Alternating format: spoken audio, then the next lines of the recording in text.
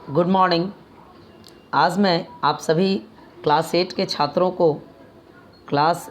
छात्रों को मैं आप ही के बुक है ना, आप ही के बुक आपका जो बुक है उसी के टॉपिक को अच्छे तरीके से पढ़ाने का सोच रहा हूँ, जिसमें मैं करूँगा क्या कि आपके बुक का लेसन फूड प्रोडक्शन को मैं आपको दिखाऊंगा भी यहाँ आपके स्क्रीन पे, और साथ में मैं आपको पढ़ाऊंगा भी। दोनों बातें हैं। फिर से आप लोग मेरी बातों को सुन लें कि आज जो है मैं करने वाला क्या हूँ। तो करने वाला हूँ मैं कि आपके बुक में से ही है ना, मैं आपको पढ़ाने वाला भी हूँ। साथ में आप लोगों को मैं ये भी दिखाऊंगा कि आप लोग को बुक को जैसे ऐसे तो आप लोग जान सकते हैं। पहले मेरी बातों को अच्छे तरीके से समझ लें।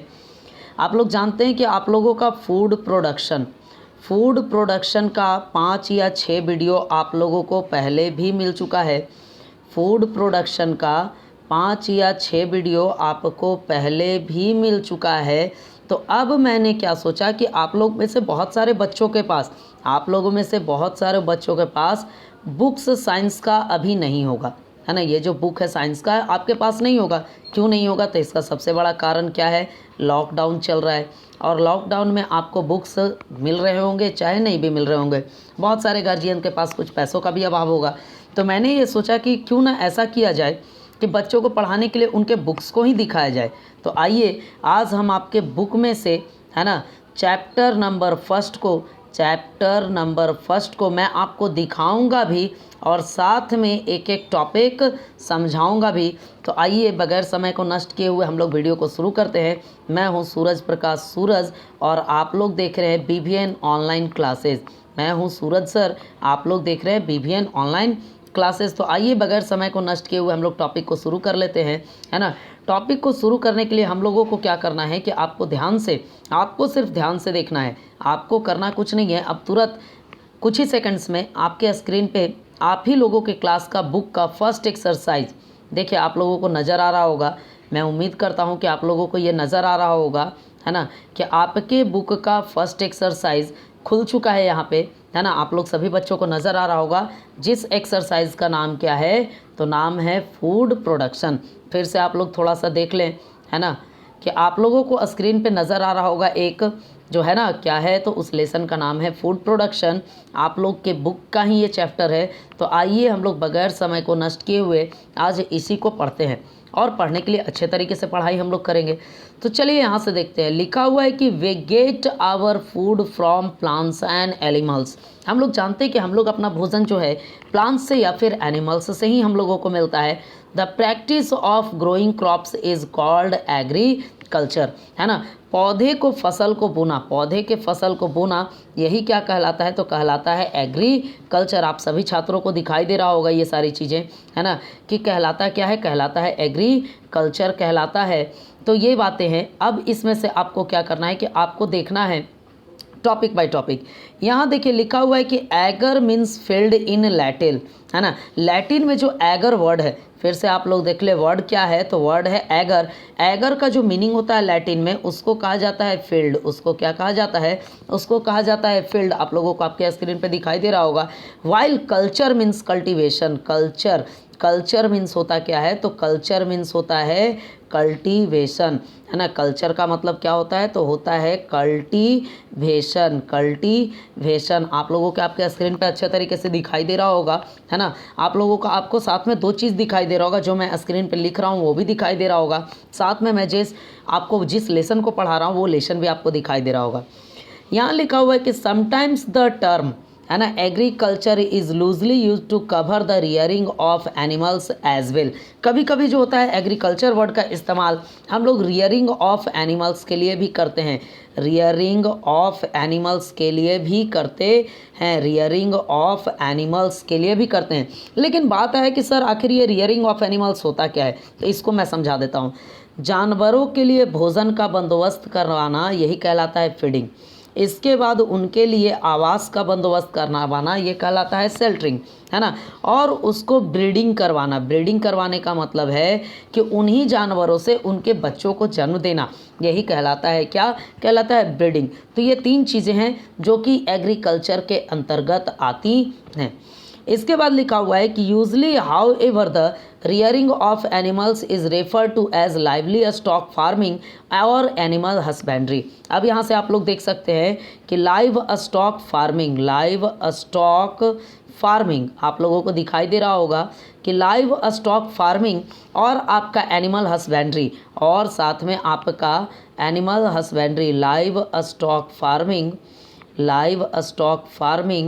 और साथ में आपका एनिमल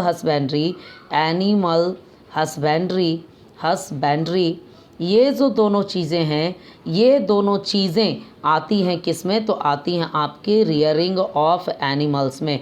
आपकी आती हैं कहाँ? तो आती हैं रियरिंग ऑफ एनिमल्स में। तो आप लोग ये चीज़ें समझ सकते हैं। यहाँ से लिखा हुआ है कि इन दिस चैप्टर, इस अध्याय में we will discuss the practices involved in the growing of a crops, take a look at the products we get from animals. इस लेसन में जो हम लोग क्या क्या पढ़ने वाले हैं, तो इस लेसन में हम लोग पढ़ने वाले हैं कि आखिर फसलों को उपजाया कैसे जाता है, इसके बारे में पढ़ने वाले हैं। साथ में आखिर एनिमल्स से हमको क्या क्या प्रोडक्ट मिलता है, तो हम लोग पढ़ने वाले हैं कि how to grow a crop, और साथ में पढ़ने वाले हैं प्रोडक्ट्स ऑब्टेंड फ्रॉम एनिमल्स। तो हम लोग ये दो चीज़ों को यहाँ पढ़ने वाले हैं। आप लोगों को बोर्ड पे दिखाई दे रहा होगा, आपके स्क्रीन पे अच्छे तरीके से दिखाई दे रहा होगा। सॉरी, व्हाइट बोर्ड तो नहीं है ना, स्क्रीन पे दिखाई दे रहा होगा। तो आइए अब हम लोग ग्रोइंग क्रॉप्स के बारे में पढ़ लेते हैं। थोड़ा सा पिक्चर इमेज को हम लोग ऊपर कर लेते हैं, फिक्स कर लेते हैं, उसके बाद मैं आपको पढ़ाता हूँ। तो अब हमको पढ़ना है ग्रोइंग क्रॉप्स के बारे में। किसके बारे में हमको पढ़ना है? ग्रोइंग क्रॉप्स के बारे में पढ़ना है। बढ़िया से देखिए, लिखा हुआ है कि plants grown on a large scale are crops, है ना। किसी भी पौधे को आप बहुत ज़्यादा मात्रा में, जैसे मान लीजिए कि कोई मेरे पास गार्डन है, गार्डन में मैंने 100 मैंगो ट्रीज़ लगा रखा है, तो वो भी एक प्रकार का क्या है? क्रॉप है। ये मैंगो भी एक प्रकार का क्या हो जाएगा? उस दौरान हो जाएगा क्रॉप। जैसे आप लोग वीट को बोते हैं, है ना, तो खेत में ऐसा थोड़ी पे कि सिर्फ आप एक पौधा बोते हैं, नहीं। जैसे राइस को बोते हैं तो ऐसा थोड़ी पे कि सिर्फ आप एक पौधा बोइएगा, नहीं। जैसे आप पल्सेस को बोते हैं तो ऐसा थोड़ी पे कि आप एक पौधा बोइएगा, नहीं। आप सैकड़ों पौधा, लाखों पौधा बोइएगा तो उसको कहा जाता है क्रॉप्स। फिर से एक बार समझ लिए कि plants grown on a large scale are called crops. Those grown for the production of food are called food crops। इनमें से जो फसल हम भोजन के उत्पादन के लिए लगाते हैं, उसको कहा जाता है फूड क्रॉप कहा जाता है। आप लोग अच्छे तरीके से देखते रहेंगे, मैं कोशिश करूँगा आपको समझाते रहने का। जैसे में क्रेल्स अनाज, जैसे में है पल्सेस दाल, जैसे में वाइल्ड सीड तिलहन, है ना। जैसे में शुगर क्रॉप किसको कहते हैं? तो शुगर क्रॉप दो को कहते हैं। एक है शुगर केन और दूसरा है आपका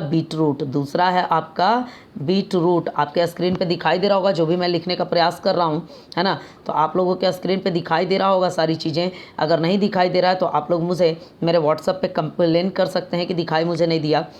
लिखा हुआ है while those grown for commercial purposes. कुछ फसल ऐसे भी होते हैं जिसको डायरेक्ट हम इस्तेमाल नहीं कर सकते, इसलिए उसको कहा जाता है कॉमर्शियल पर्पसेज के लिए। जैसे जूट, अगर कोई किसान जूट उपजाता भी है तो डायरेक्ट रूप में उसका इस्तेमाल नहीं कर पाएगा। कॉटन उपजाता भी है तो इस्तेमाल नहीं कर पाएगा। रबड़ जो है पूरा इस्तेमाल नहीं करेगा। तो ऐसे क्रॉप्स जो कि डायरेक्ट कॉमर्शियल पर्पसेज के लिए ही बोए जाते हैं, ऐसे क्रॉप्स जो डायरेक्ट कॉमर्शियल पर्पसेज के लिए ही बोए जाते हैं, उनको कहा जाता है क्या? तो कहा जाता है कैश क्रॉप्स। कैसा क्रॉप कहा जाता है उसको? Cash crop. आप यहाँ पे याद रखेंगे इसको क्या कहा जाता है? Cash crop. अब याद रखेंगे, अगर भोजन के लिए उपजाए हैं तो उसको कहा जाएगा फूड क्रॉप। उसको क्या कहा जाएगा? Food crop. लेकिन अगर कॉमर्शियल पर्पस के लिए उपजाए हैं तो उसको क्या कहा जाएगा? उसको कहा जाएगा कैश क्रॉप। मैं उम्मीद करता हूँ आपको समझ में आ रही होगी। यहाँ से लिखा हुआ है कि cash crops like rubber, coffee species are grown on plantation. So they are often called plantation crop, है ना। ये जो आपका रबड़ है, ये जो आपका रबड़ है, ये जो आपका कॉफ़ी है, ये जो आपका स्पाइसेस है, मसाला वाला है ना, इसको प्लांटेशन के लिए उपजाया जाता है और इसी के कारण इसको कहा जाता है कैसा क्रॉप, तो प्लांटेशन क्रॉप कहा जाता है। मैं उम्मीद करता हूँ कि आप सभी छात्रों को समझ में आ रहा होगा, है ना। लिखा हुआ T on the other hand is grown in tea gardens. चाय को जो होता है चाय की बागानों में उपजाया जाता है। वे while fruits are grown in orchard, जबकि फ्रूट्स को कहाँ उपजाया जाता है, तो ऑर्चर्ड में उपजाया जाता है। अब यहाँ देखिए आप लिखा हुआ है कि the science of cultivation fruit vegetables flowers and ornamental plants is called horticulture. तो यहाँ पे देखिए एक सवाल बन गया, सवाल बना क्या कि व्हाट इज़ हॉर्टिकल्चर, है ना। आपको एग्ज़ाम में इस तरीके से सवाल आएगा कि व्हाट इज़ हॉर्टिकल्चर, हॉर्टिकल्चर क्या है। तो जवाब यहाँ से आप लोग देख लें, the science of cultivating fruit vegetables flowers and ornamental plants is called horticulture.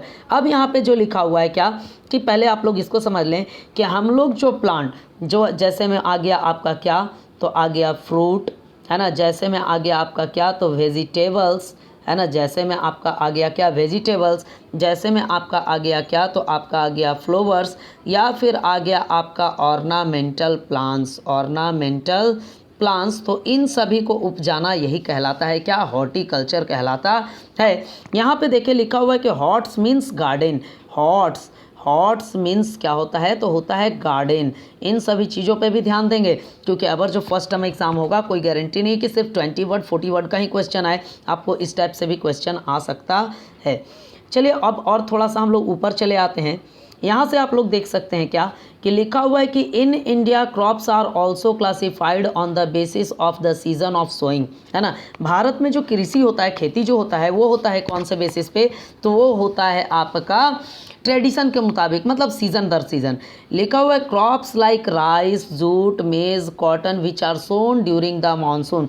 कुछ फसल ऐसे होते हैं जैसे चावल है, जूट है, मेज़ है, कॉटन है, ये सब बोए जाते हैं मानसून के सीज़न में। क्यों कि इनको उस दौरान इनको लॉट ऑफ वाटर्स का रिक्वायरमेंट होता है। उस दौरान इनको होता किस चीज़ का है, तो लॉट ऑफ वाटर का रिक्वायरमेंट होता है।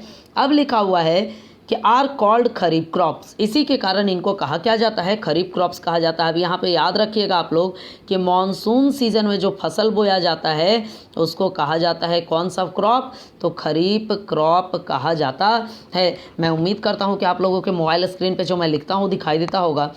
लिखा हुआ कि while wheat mustard gram and so on sown in October are called rabi crops. कुछ फसल ऐसे होते हैं जैसे आपका वीट है ना, जैसे में आपका कौन है, तो मस्टर्ड है ना, जैसे में आपका क्या है, तो ग्राम है ना। तो इस सभी को बोया जाता है कौन से महीने में, अक्टूबर के महीने में, इसीलिए इसको क्या कहा जाता है, रबी क्रॉप्स कहा जाता है। तो याद रखेंगे कि अक्टूबर के महीने में बोया जाने वाले फसल को हम लोग क्या कहते हैं, तो कहते हैं रबी क्रॉप। जबकि जून और जुलाई के महीने में, जून और जुलाई के महीने में जो बोया जाता है उसको कहा जाता है खरीफ क्रॉप कहा जाता है। चलिए अब आगे हम लोग देख लेते हैं। लिखा हुआ है कि kharif crops are generally harvested around October. Kharif crops को लगभग अक्टूबर के महीने में काट लिया जाता है, जबकि रबी क्रॉप्स आर हार्वेस्टेड इन मार्च। जबकि आपका रबी क्रॉप्स को कब काटा जाता है, तो मार्च के महीने में काट लिया जाता है। अब थोड़ा सा और मैं ऊपर कर देता हूँ, आप लोगों को देखने में आसान होगा, है ना। यहाँ से आप लोग देख सकते हैं लिखा हुआ है कि crops needed sufficient water sunlight and nutrients to grow well. किसी भी प्रकार का फसल हो, इसको 4 चीज़ चाहिए अच्छे से उगने के लिए। पहला चीज़ क्या है, पहला चीज़ है एयर, दूसरा क्या है वाटर, तीसरा क्या है, तो वो है सनलाइट, है ना, और चौथा क्या है, तो वो है न्यूट्रिएंट। आप लोगों को आपके मोबाइल स्क्रीन पे दिखाई दे रहा होगा कि पहला चीज़ नंबर 1 पे जो है वो है कौन, एयर, नंबर 2 पे है वो है कौन, वाटर, नंबर 3 पे है वो है कौन, सनलाइट, और नंबर 4 पे है कौन, तो न्यूट्रिएंट। ये 4 चीज़ों की आवश्यकता होती है। इसके बाद लिखा हुआ है कि they also need to be protected from disease.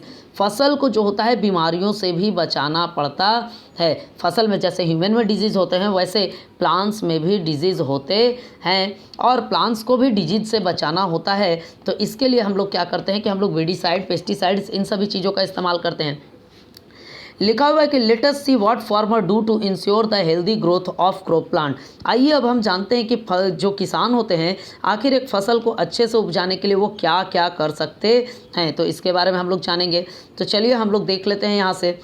लिखा हुआ है कि प्रिपेयरिंग द सॉइल, सबसे पहला काम किसान क्या करता है, तो मिट्टी को तैयार करने का काम करता है ना। सबसे पहले जो किसान होता है वो क्या करता है, तो मिट्टी को तैयार करने का काम करता है। मिट्टी को तैयार करने के दौरान में किसान 2 कामों को करता है, 3 कामों को करता है। 3 काम यहाँ पे लिखा हुआ भी है, देख लीजिए। This involves ploughing, levelling and manure. चलिए मैं इसको आपको शुरू से ही बता देता हूँ कि किसान क्या क्या कामों को करता है ना।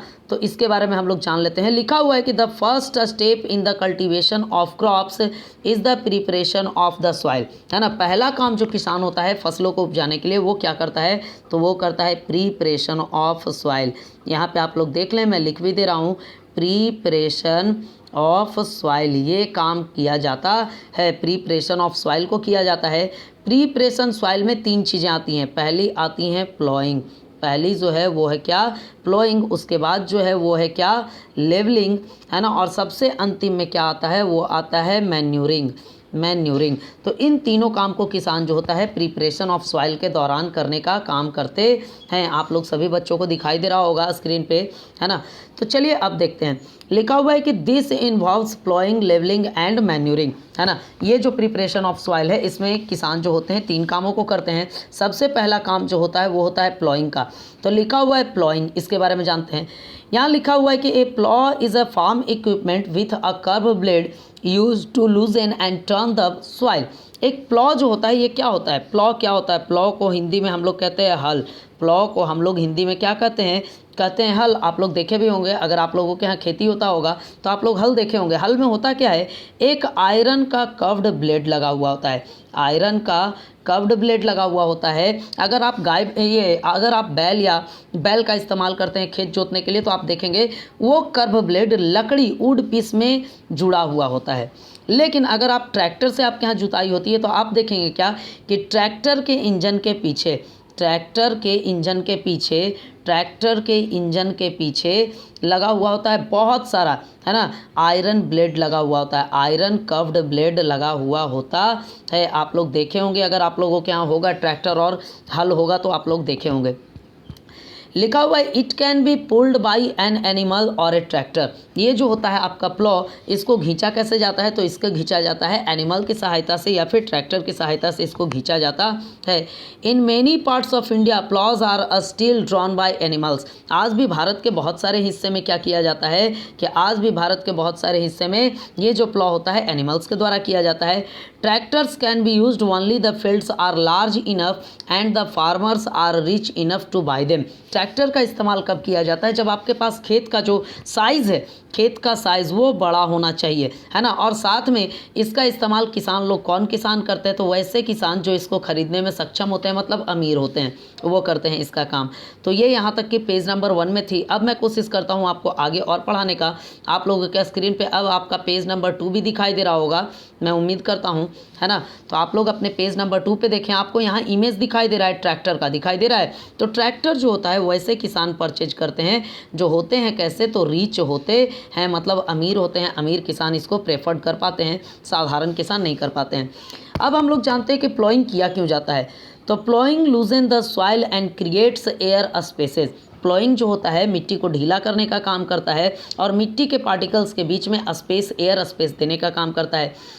It also helps the soil retain moisture. ये करता क्या है प्लॉइंग, कि जब हम लोग खेत को जोत देते हैं तो ये जो मिट्टी में होता है मॉइस्चर भी रिटेन करने का काम करता है, मतलब मॉइस्चर, नमी जो खत्म हो जाती है उस नमी को बढ़ाने का काम करता है। लिखा हुआ the roots of plants can penetrate loose soil. जो रूट्स होता है प्लांट का वो आपके लूज सॉइल में आसानी से पेनेट्रेट कर जाता है, मोर इजली। लिखा हुआ है micro organism which recycle nutrient also यहाँ दिखाई मुझे नहीं दे रहा है, मिटा लेने दीजिए। Also three better in loose soil. क्या होता है कि माइक्रो ऑर्गेनिज्म जो होते हैं, माइक्रो ऑर्गेनिज्म करते क्या हैं कि माइक्रो ऑर्गेनिज्म अपने आप को बढ़ा लेते हैं लूज सॉइल में, और लूज सॉइल में न्यूट्रिएंट को बढ़ाने का काम करते हैं। Beside it is easier to mix manure and fertilisers into loose soil, है ना। जबकि होता क्या है कि इट इज़ ईजियर, जब आप खेत को जोत देते हैं तो मैन्यूरिंग करना और फर्टिलाइज़र मिलाना। कहने का मेरा मतलब है कि जब अब मिट्टी लूज हो चुका होता है तब मिट्टी में मैन्यूर मिलाना और फर्टिलाइज़र मिलाना, मिट्टी में मैन्यूर मिलाना और फर्टिलाइज़र मिलाना बहुत ज़्यादा क्या हो जाता है, आसान हो जाता है। लिखा हुआ है। अब पढ़ना है हमको लेवलिंग के बारे में। फिर से मैं थोड़ा सा आपको ऊपर कर लेता हूँ, इसको आप लोगों को दिखाई दे रहा होगा। लिखा हुआ है कि लेवलिंग के बारे में जानना है। लिखा हुआ है कि levelling after ploughing the big chunks of soil are broken the soil is pressed down lightly with a leveller. Levelling क्या है? लेवलिंग एक ऐसा प्रोसेस है जिसमें किया क्या जाता है कि लेवलिंग के दौरान बड़े बड़े जो मिट्टी के टुकड़े होते हैं, बिग चंक्स है ना, बड़े बड़े जो होते हैं आपके मिट्टी के टुकड़े, बिग चंक्स, उसको तोड़ दिया जाता है और तोड़कर लाइटली हल्का उसको दबा दिया जाता है। हल्का क्या कर दिया जाता है? प्रेस कर दिया जाता है। हल्का क्या कर दिया जाता है? प्रेस कर दिया जाता है। प्रेस करने से बेनिफिट ये होता है कि वो जो मिट्टी होता है जो पाउडर के रूप में बदल चुका होता है, हल्का छोटे छोटे पाउडर के रूप में बदल चुका है, वो हार्ड एयर के साथ या फिर बारिश रेन वाटर के साथ बहता नहीं है, इसीलिए प्रेस कर दिया जाता है। ना वो एयर के साथ बहेगा ना ही रेन वाटर के साथ बहेगा, इसलिए उसको क्या कर दिया जाता है? प्रेस कर दिया जाता है। अब देखिए लिखा हुआ है कि this process is called levelling. कौन सा प्रोसेस लेवलिंग कहलाता है? तो सबसे पहला है कि बिग चंक्स को तोड़ना। बिग चंक्स को तोड़ना ये पहला प्रोसेस है ना। और टूटे हुए चंक्स को प्रेस करना, इसी प्रोसेस को क्या कहा जाता है? तो इसी प्रोसेस को लेवलिंग कहा जाता है। आप लोगों को आपके स्क्रीन पे दिखाई दे रहा होगा, इसी प्रोसेस को क्या कहा जाता है? लेवलिंग कहा जाता है। तो आइए इसके बारे में अब आगे देख लेते हैं। लिखा हुआ it packs in loose soil and prevents soil erosion. ये क्या करता है कि टूटे हुए मिट्टी के टुकड़े को है ना हल्का हल्का दबाने का काम करता है और सॉइल इरोजन से बचाता है, मतलब मिट्टी के कटाव होने से बचाता है। It also helps to distribute water evenly over the field. अगर ऐसा हम कर देते हैं तो ये होता क्या है कि इससे हमारा मिट्टी जो होता है, जो खेत में जो हम पानी देते हैं, वो पूरे खेत में बराबर मात्रा में पहुंच जाता है। If the soil is not levelled, अगर सॉइल आपका मिट्टी जो है लेवल नहीं किया गया है तो water can accumulate in little pits. तो वाटर जब आप पानी देंगे उसमें खेत में तो पानी इकट्ठे एक एक जगह पे कहीं कहीं जमा हो जाएगा। A leveller like a plough, leveller भी एक जगह होता है। कैसा होता है देखने में? तो ये भी एक प्लॉ के जैसा होता है। Can be driven by animals और ए ट्रैक्टर, इसको भी क्या किया जाता है कि एनिमल्स और ट्रैक्टर की सहायता से इसको भी खींचा जाता है। तो ये बातें थी, है ना। इसके बाद मैं जो है आ जाता हूँ कहाँ? तो अब आ जाता हूँ मैं मैन्यूरिंग पे, है ना। आप लोगों को फिर से दिखाई दे रहा होगा अपने अपने आपके मोबाइल स्क्रीन पे, है ना, आप लोग आसानी से देख पा रहे होंगे। तो लिखा हुआ है यहाँ कि manuring, some fertilisers and manures are added before the sowing of seeds and some later. कुछ जो मैन्यूर होते हैं, है ना, या फर्टिलाइजर्स होते हैं, उसको बीज बोने के पहले ही मिट्टी में मिला दिया जाता है और कुछ मैन्यूर और फर्टिलाइज़र को बीज बोने के बाद भी खेत में मिलाया जाता है। लिखा हुआ एंड सम लेटर, है ना, यहाँ तक तो मैंने आपको बता दिया। लिखा हुआ we will discuss this under a separate section. इसका स्टडी जो है हम लोग किसी विशेष सेक्शन में करेंगे। तो आइए अब हम लोग जान लेते हैं सोइंग सीड्स के बारे में। आप लोगों को मोबाइल स्क्रीन पे अच्छे तरीके से दिखाई दे रहा होगा। तो सोइंग सीड्स क्या होता है? तो बीजों को बोना ही सोइंग सीड्स कहा जाता है। बीजों को बोना ही क्या कहा जाता है? तो सोइंग सीड्स कहा जाता है। लिखा हुआ the next step after preparation the soil is sowing seeds, है ना। जब मिट्टी तैयार हो जाता है तो उसके बाद का जो स्टेप होता है वो होता है क्या? बीजों को बोने का। Only clean and healthy and disease free seeds are selected. बीज को बोने के पहले हम लोगों को ये चेक कर लेना चाहिए कि मेरा जो सीड्स है वो क्लीन है ना, हेल्दी है, और साथ में क्या? तो डिजीज़ फ्री है या नहीं है, डिजीज़ फ्री है या नहीं है। इन बातों पे हमको ध्यान पहले ही कर लेना चाहिए ताकि कि बाद में हमको पछताना ना पड़े। लिखा हुआ है कि fungicides chemicals which kill disease causes fungi, है ना। कि एक फंगीसाइड नाम का केमिकल होता है जो कि करता क्या है? तो फंगस जो आपका होता है उसको मारने में हेल्प करता है। और spread over the seeds as an added precaution, है ना। तो बीजों को बोने के पहले फंगीसाइड्स को हमको क्या करना चाहिए कि छींट देना चाहिए ताकि कि जो भी फंगस वगैरह हो वो वहाँ से हो जाए ख़त्म। तो अब हम उसके और आगे पढ़ते हैं। आप लोगों को मैं एक एक टॉपिक आपके बुक का दिखा के पढ़ाऊँगा, आप लोगों को समझ में भी आएगा। अगर आप लोगों को कोई चीज़ समझ में नहीं आता है तो यहाँ पे मैं आपको दे देता हूँ अपना व्हाट्सअप नंबर। आप क्या कर सकते हैं कि मेरे व्हाट्सअप नंबर पे कांटेक्ट कर सकते हैं। आपको जो टॉपिक नहीं समझ में आएगा उसको आप अपने नाम के साथ मेरे इस व्हाट्सअप नंबर पे आप उसको भेज सकते हैं ताकि कि मैं आने वाले वीडियो में, है ना, आपको मैं उसके बारे में डिस्कस कर दूं, है ना। मैंने ऐसा इसलिए किया कि आज मैं आपको बुक पढ़ा रहा हूँ इसलिए कि बहुत सारे जो बच्चे हैं, मुझे लगा ऐसा कि उनके पास अभी लॉकडाउन के कारण बुक्स अवेलेबल नहीं होगा तो उनको लगेगा कि सर ने मुझे पूरा पढ़ाया नहीं। तो इसी के कारण मैंने क्या किया कि मैंने बुक से पढ़ाना थोड़ा उचित समझा। चलिए आगे देखते हैं। लिखा हुआ है कि seeds have to be sown at right depth. अब देखिए सीड्स को बोया कैसे जाता है, तो गहरे एकदम उचित गहराई में बोया जाता है। इसके बारे में मैंने आपको बताया है प्रीवियस वीडियोस में। एट राइट इंटरवल्स, और बोया कैसे जाता है, तो निश्चित दूरी पर इसको बोया जाता है। अब लिखा हुआ है कि इफ़ सीड्स आर सोन, अगर बीज बो दिया गया तब very deep into the soil, अगर बहुत गहराई में, they may not grow due to the lack of the air, अगर आप मिट्टी में बहुत गहराई में बीजों को बो देते हैं तो बीज आपका बाहर नहीं आ पाएगा। And if they are sown too, है ना, क्लोज टू द सरफेस, और अगर आप बीजों को एकदम ज़मीन के ऊपर ही में ही बो देते हैं तो वर्ड्स कैन ईट देम, तो वहाँ से क्या होगा कि चिड़ियाँ जो होती हैं उन इन बीजों को खा जाएंगी। लिखा हुआ है if seeds are sown very close together, अगर आप सीड्स को बहुत नज़दीक बो देते हैं तब the plants which grown from they may not get enough sunlight water and nutrients, अगर आप बीजों को बहुत नज़दीक बो देते हैं तो आपका होगा यहाँ पे क्या कि नज़दीक बोने के कारण कि प्लांट को सनलाइट प्रॉपर अमाउंट में नहीं मिलेगा, है ना, इसके बाद वाटर प्रॉपर अमाउंट में आपको नहीं मिलेगा, और मिट्टी में जो प्रेजेंट न्यूट्रिएंट होगा वो भी आपको पर्याप्त मात्रा में नहीं मिलेगा। तो इसी के कारण क्या करना पड़ता है कि हम लोग को कुछ दूर पे बोना होता है। And if they are sown too far apart space is wasted, और अगर हम बहुत ज़्यादा दूर पे बो देते हैं तो स्पेस क्या हो जाएगा, हमारा वेस्ट हो जाएगा। चलिए अब आगे और पढ़ लेते हैं हम लोग, है ना। तो आगे अब है लिखा हुआ कि हाउ आर सीड्स सोन, बीज को आखिर बोया कैसे जाता है। आप लोगों को दिखाई दे रहा होगा कि बीज को बोया कैसे जाता है। तो लिखा हुआ है कि they can be scattered over the field by hand, a process called broadcasting. अब आप लोगों को यहाँ पे दिखाई दे रहा होगा कि सीड्स को जो होता है हम लोग बो देते हैं हाथों की सहायता से बिखेर कर, इसको कहा क्या जाता है, तो कहा जाता है ब्रॉडकास्टिंग। क्या कहा जाता है, कहा जाता है ब्रॉडकास्टिंग कहा जाता है। आपके मोबाइल स्क्रीन पे आपको दिखाई दे रहा होगा ये सारी चीज़, है ना। क्या कहा जाता है, तो कहा जाता है ब्रॉडकास्टिंग।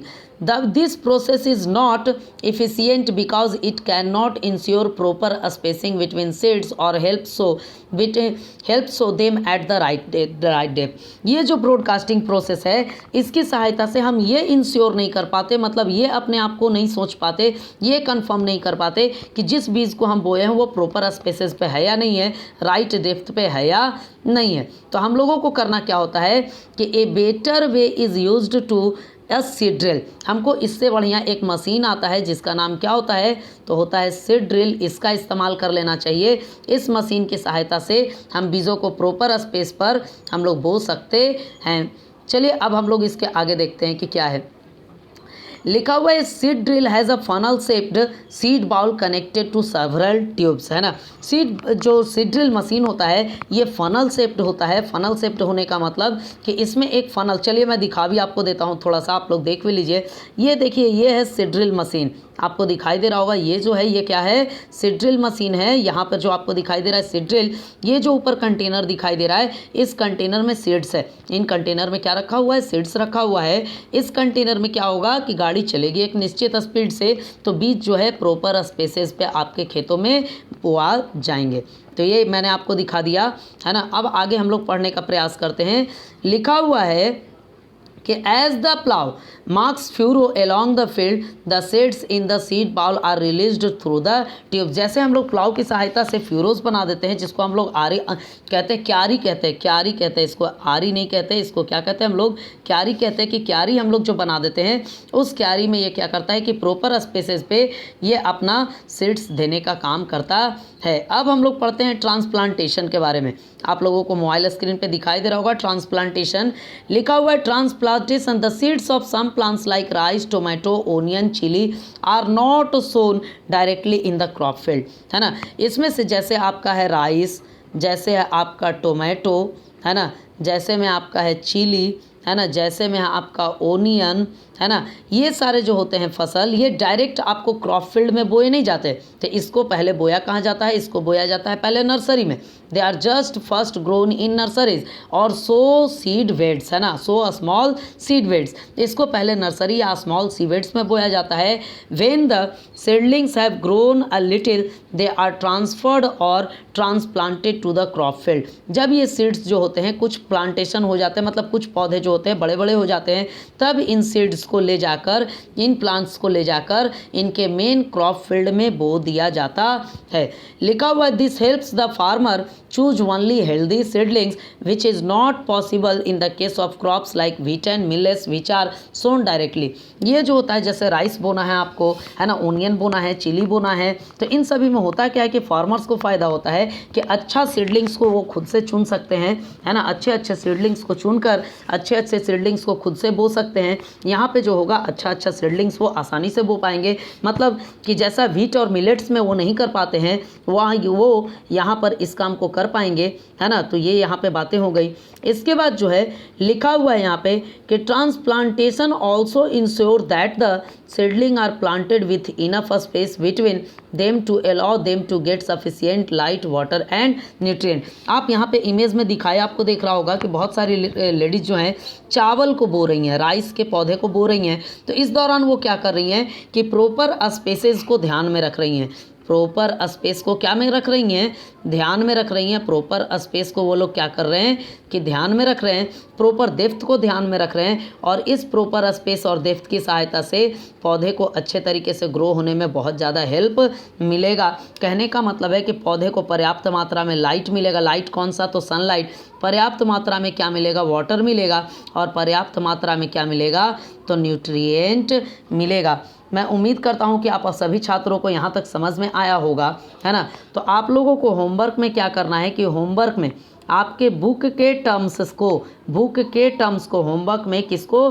तो terms related from your topic, terms related from your topic, terms related sorry, लिखने में थोड़ा मिसिंग हो रहा है क्योंकि पेन आप जानते हैं कि मोबाइल स्क्रीन पे लिखना बहुत कठिन होता है।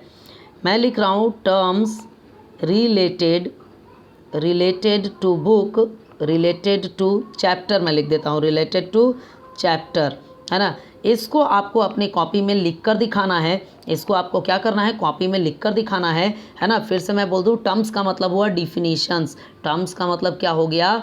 डिफिनीशंस आपको लिख कर दिखाना है ना। और आज शाम तक मेरे व्हाट्सअप नंबर पे, फिर से मैं एक बार व्हाट्सअप नंबर आप सभी के सामने शेयर कर देता हूँ, है ना। व्हाट्सअप नंबर मैं फिर से एक बार आप सभी के सामने शेयर कर देता हूँ ताकि आप सभी छात्र आराम से अपना होमवर्क मुझे भेज पाएँ। प्रतिदिन होमवर्क भेजिए, मैं प्रतिदिन आप लोगों के लिए वीडियो लाऊंगा।